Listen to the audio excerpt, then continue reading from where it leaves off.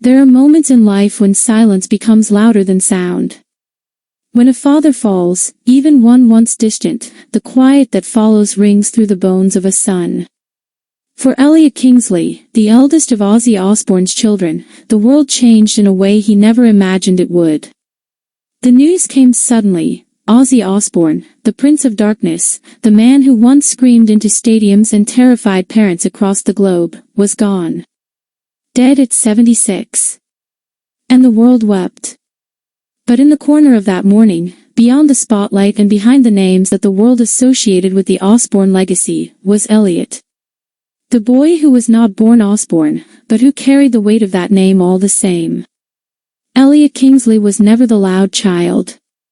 Born in 1966 to Thelma Riley before she married Ozzy, Elliot became part of Ozzy's life through adoption. But the adoption was more symbolic than lived. Ozzy, at the time, was at the peak of chaos, torn between fame and his own inner demons. Addiction ruled his days. Tours blurred into months. Family became a ghost he couldn't hold. And Elliot learned the art of growing up quietly, the kind of child who saw more than he was ever told, the kind who waited in the shadow of a father who was present in name, but rarely in body or spirit. The world knows Kelly. The world knows Jack.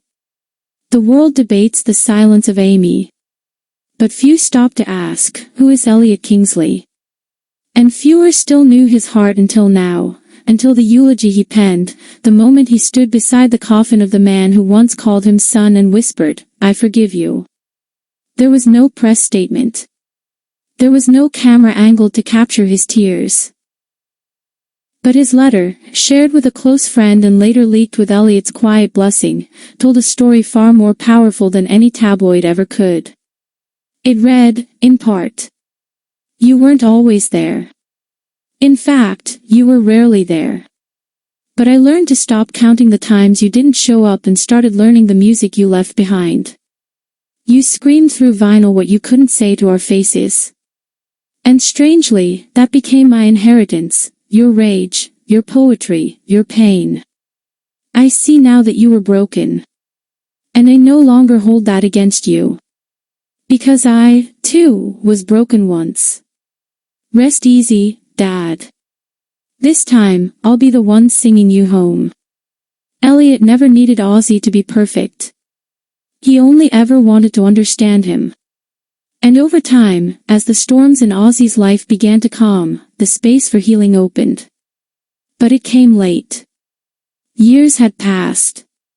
Marriages had ended. Fame had run its course and mellowed into legend. Elliot had become a man, an actor by trade, a thinker by nature, someone who chose the theater over the stadium, the script over the microphone.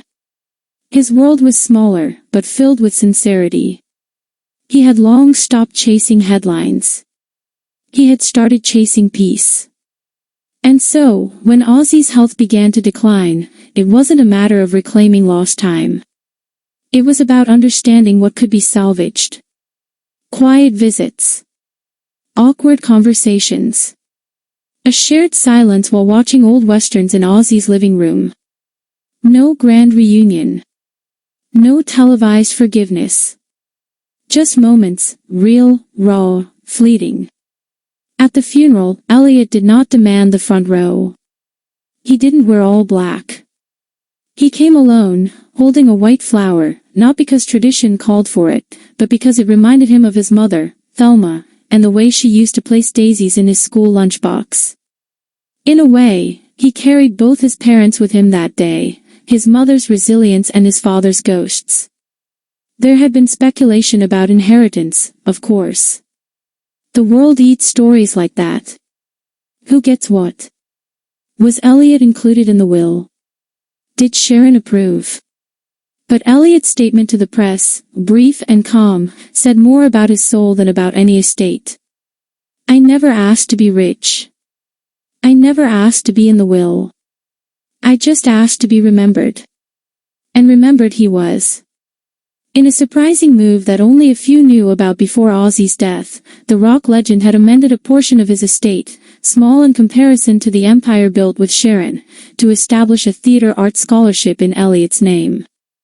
Ozzy had once told a friend, "I don't know how to fix what I broke, but maybe I can help him build what he dreams."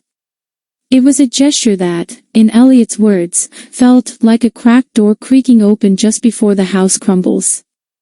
He didn't need the money. But the acknowledgement, it meant everything. In the weeks that followed the burial, Elliot returned to the stage.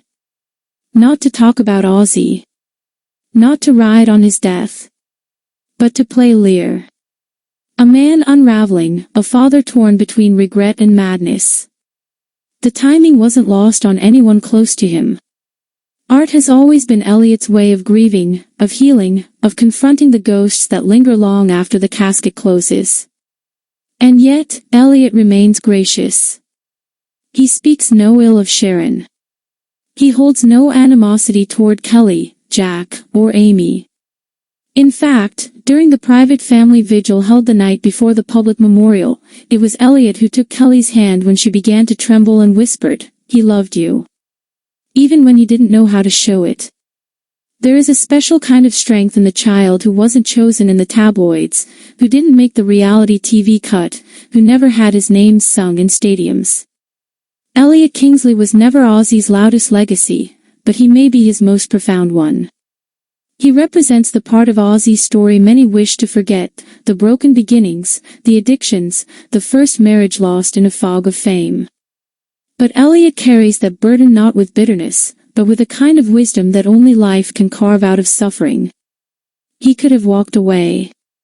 He could have refused the funeral. He could have published tell-alls or raged against the Osbourne name. But he didn't. Instead, he stood at that grave, kissed the rosewood lid of the coffin, and said only one word, "Peace." Those who were there say it was the most human moment of the entire service. More real than the eulogies, more honest than the press coverage. Because in that single word, Elliot buried more than a father. He buried the anger, the questions, the absence. He buried the boy who waited.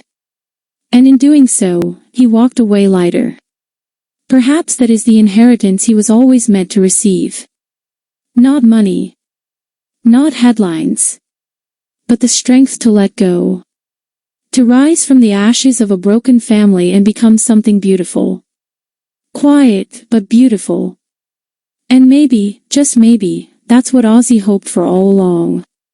Not a perfect ending. But a redemptive one.